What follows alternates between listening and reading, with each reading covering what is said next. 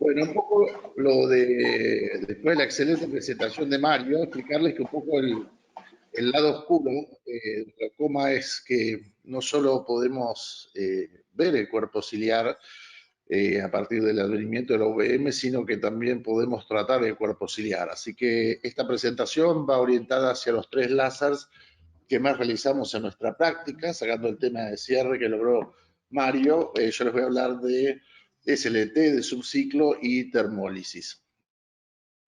Básicamente, cuando todavía uno va a los congresos y pregunta cómo inician el tratamiento de un hipertenso ocular, un glaucoma ángulo abierto, de inicio, un 70, un 80% en Latinoamérica suele decir con tratamiento médico.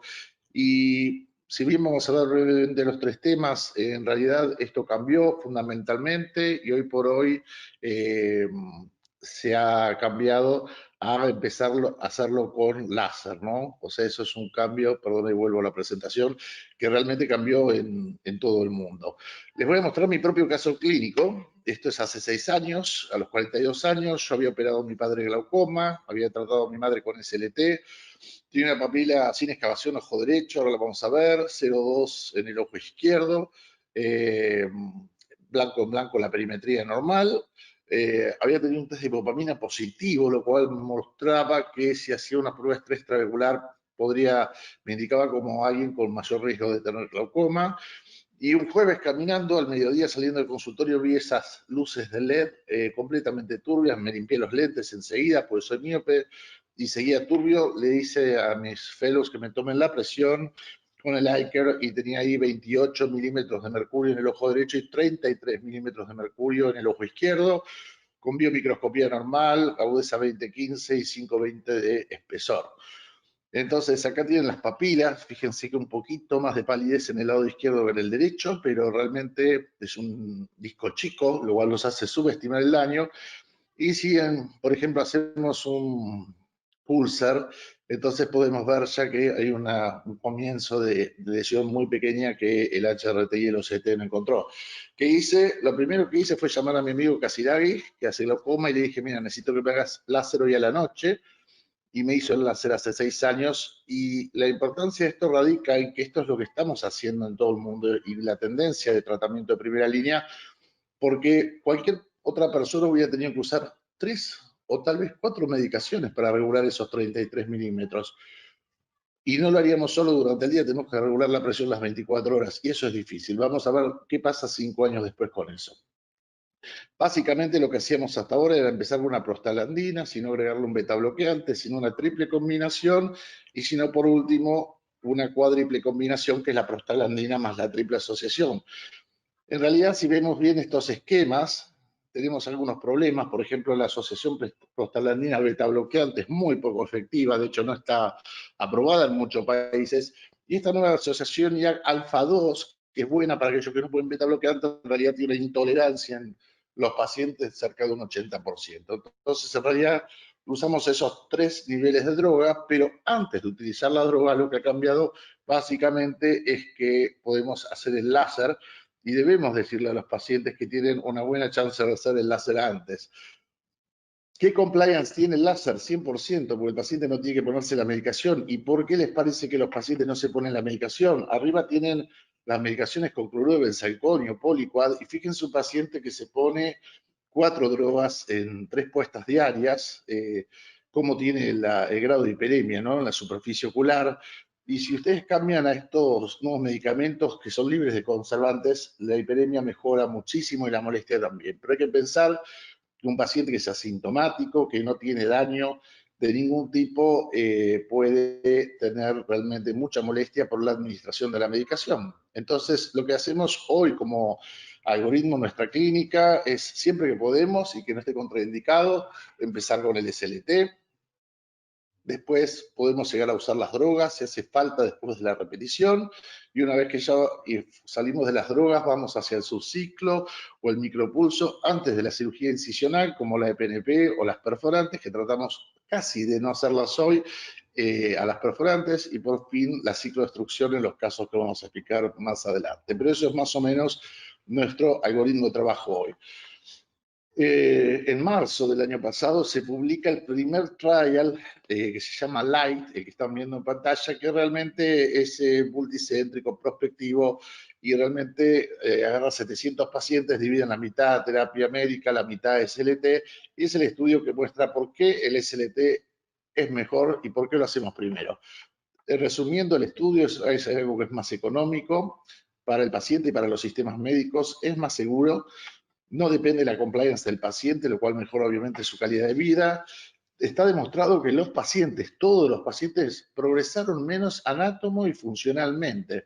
Y además estamos haciendo un estudio también multicéntrico, estudiando las fluctuaciones diarias, se lo voy a mostrar al final, que también muestra que tienen muchas menos fluctuaciones diarias aquellos que tienen CLT que aquellos que están medicados, inclusive con 4 medicaciones.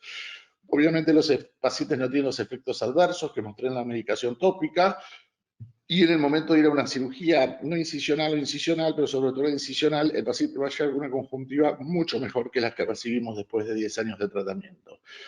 Algo que no les van a decir los laboratorios, esto es más rentable para el oftalmólogo y obviamente es menos rentable para los laboratorios. ¿Cómo hacemos el SLT? Como usamos el lente de High Stride, entonces se puede utilizar este lente y eso nos deja usar muy poca energía y además nos deja hacer un procedimiento en 360 grados. Eso usamos energías muy bajas, 0,408 milijoules, una cantidad de 90 a 110 disparos, lo cual nos deja en la mayoría de los casos cubrir todo el ángulo dejando un disparo de por medio. Obtenemos la mínima energía para poder obtener el efecto champagne, o sea, lo menos que se pueda, ahora lo vamos a ver. Siempre utilizamos este lente, que es el mejor que hay en el mercado. Nos parece eso indispensable para tener un resultado superior. 3 gotitas de proparacaína separadas 5 minutos antes del procedimiento. Ni brimonidina, ni AINES, ni corticoides. Esa es la vieja escuela. ¿Cómo se ve el trabeculado con la lente? Como lo están viendo en pantalla. Ahí se ve perfectamente bien. Y aquí tienen una simulación a la izquierda, el video de cómo se realiza, y a la derecha ven una animación que va a mostrar cómo se efectúan los disparos. Básicamente, en cuanto a los resultados que obtenemos, lo que está publicado en la mayoría de la bibliografía es entre un 30 y un 45%, con un promedio del 30%. Nosotros en general tenemos bastante más. En los vírgenes de tratamiento casi un 50%. Y si sumamos las drogas al SLT, lo cual se puede hacer en cualquier momento de la evolución del paciente, llegamos a un 60 o 70%. ¿Qué es lo peor que me pasó? Tener esto, una hiperemia exagerada, un pseudohipopion, una pseudoinflamación en cámara anterior y poner un poquito de diclofenaco y enseguida a las 24 horas el caso se mejoró. Pero en general le explicamos al paciente que el ojo se le va a poner rojo porque esto está mediado por la inflamación y le decimos que si no se le pone rojo, que nos llame. Entonces todos están contentos de tener el ojo un poco rojo las primeras 48 o 72 horas. Primera causa de regulación post-SLT, la administración de corticoides por cualquier vía, ya está publicado, y al mismo tiempo es muy efectivo en los glaucomas cortisónicos o inducidos por corticoides. Todavía hay mucha gente que administra brimonidina para tener los picos hipertensivos post-tratamiento, pero en realidad esto viene de la escuela del ALT, y si se fijan en realidad en el estudio Light, solo un ojo de 700 tuvo un pico hipertensivo, o sea que los medimos y en realidad no tienen disminución. Esta curva muestra cuando sube a lo largo de 5 años cómo se va perdiendo el campo visual. Fíjense la terapia antes de las prostaglandinas, lo mal que andaba la trabeculoplastia con argón, la terapéutica de 3 drogas y fíjense 4 drogas con SLT. Esa curva es totalmente distinta a la de la ALT o a la de la terapia médica anterior y además esa curva se acerca mucho a esta curva, que es la curva donde tenemos el tratamiento quirúrgico, ¿sí? O sea, donde menos se pierde capacidad neural y donde además menos estamos más cerca de la eficacia quirúrgica. O sea que realmente, si hacemos esto a tiempo, es decir, el rango de eficacia y el éxito del SLT se amplía significativamente cuando más precoz es el diagnóstico del glaucoma. O sea, va a ser la mejor herramienta de entrada. Acá tienen indicaciones y contraindicaciones. Básicamente, acordarse que si bien dice que está indicado en el cierre angular, hay que pensar que en el cierre funcional, en el plató y en el pseudoplató, Si ustedes pueden abrir el ángulo por medio de la iridotomía o la iridoplastia o ambas, en esos casos, si el cierre es funcional y ustedes después ven bien el triangulado, también pueden hacer el SLT, con lo cual no pasa a ser una contraindicación, sino justamente una forma de abrir el ángulo y eliminar los dos mecanismos, el bloqueo pupilar, el bloqueo ocular y además el glaucoma crónico, por ejemplo, como sucede en el 30% de las pseudofoliaciones. Para terminar con la parte de SLT, esto es el estudio que hacemos de seguimiento a 5 o 6 años. Fíjense acá cómo pueden tener toda la progresión y van a ver del 2014 al 2019 el campo visual en el octopus perfectamente estable, el HRT 5 años después también perfectamente estable y lo más importante, el trabajo multicéntrico que comenzamos a hacer este año, donde se puede ver que si ven arriba el ICER, trazado durante 2 o 3 semanas, esta es la regulación del paciente post-SLT sin medicación y siempre rondea entre 8 y 12 milímetros de mercurio. Es decir, es muy importante ver que regule las 24 horas si uno quiere no tener progresión 5 años después. Voy a pasar entonces al tema del cambio de paradigmas en tratamientos sobre el cuerpo ciliar. Realmente hay un cambio de paradigma acá y el cambio de paradigma está dado porque nosotros siempre tratamos de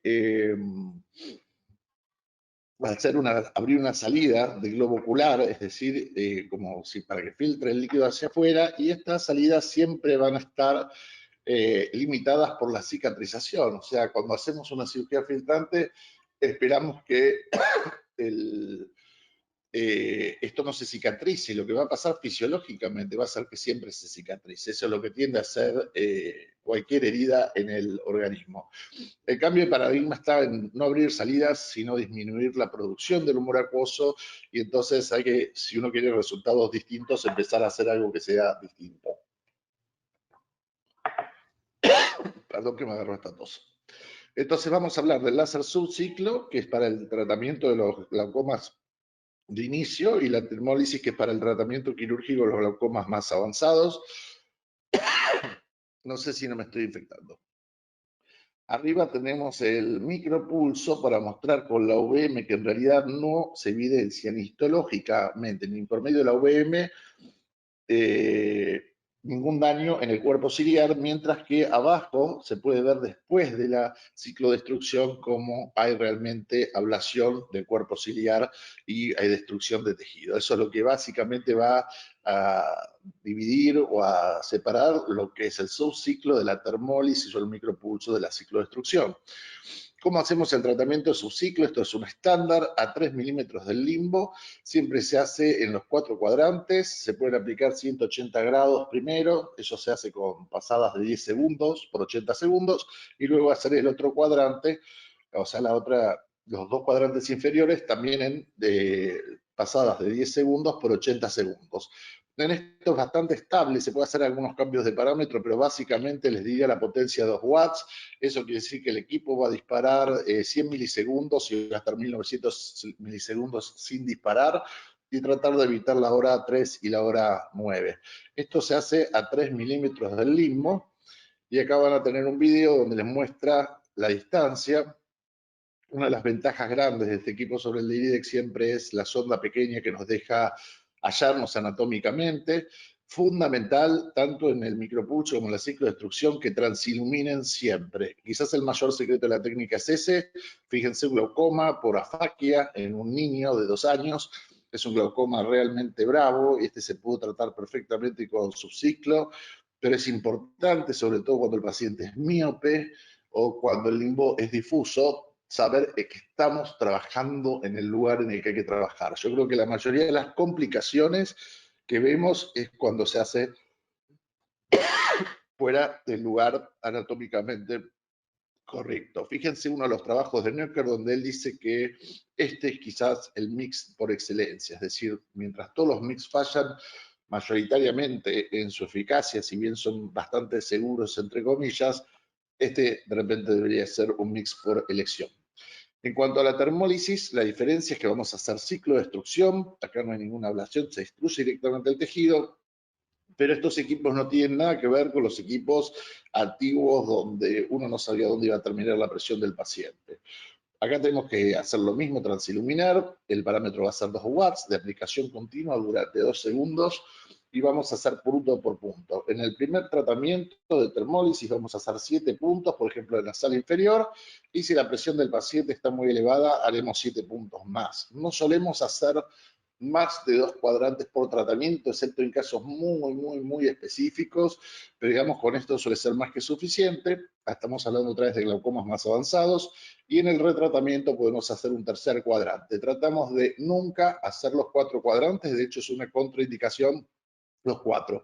Entonces los 2 primeros cuadrantes abajo y después en el retratamiento el cuadrante de arriba, máximo 3 cuadrantes, pero en general usar 2. Nunca realizar los 4 cuadrantes juntos, nunca realizarlos sobre cirugías ni sobre dispositivos que estén en la esclera o subconjuntivales.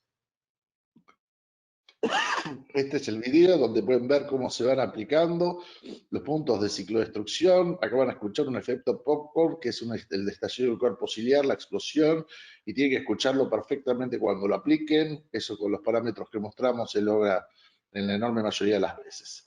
Es un procedimiento, como ven, cuando se hace de 2 cuadrantes de 28 segundos, o sea, realmente muy cortito, sí hacer una buena anestesia paravulvar, para que el paciente, nosotros usamos silocaína y duracaína para que no duela ni durante ni después del procedimiento, que es lo fundamental. Es un acceso AVE externo y con todas las mejorías de una cirugía no incisional. Estos son los trabajos que hemos publicado, el subciclo con una tasa de éxito a los 12 meses del 27.3%, mientras que la tasa de éxito de la ciclodestrucción en nuestro caso llega al 87.8%, o sea, es mucho más eficaz que la subciclo. Si bien hay trabajos que no dicen esto, esta es la experiencia nuestra después de 4 años. Conclusiones para terminar: comenzar siempre que puedan con el SLT, por lo menos proponerlo, porque el paciente debe saber que está frente a una alternativa que es mejor que la eficaz, más eficaz que la terapéutica médica, y además recordar que es aún más eficaz en vírgenes de tratamiento médico, sobre todo con prostaglandinas. Entonces, por lo menos hay que mencionarle que eso es lo que uno haría.